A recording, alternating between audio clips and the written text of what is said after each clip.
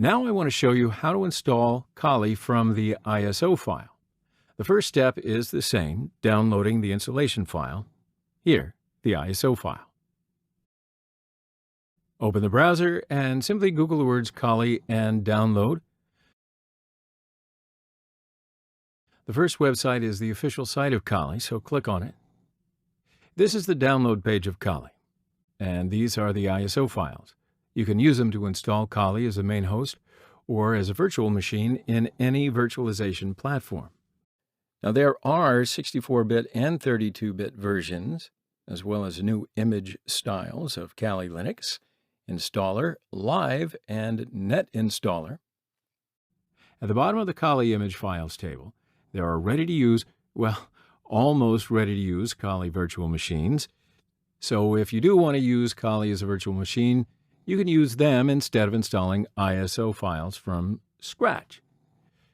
So I'd like to download and install the ISO file of the 64-bit installer image of Kali. So I'll just click on this link to download the ISO file via the protocol that we affectionately know as HTTP. And now we can save the file and have a look at that.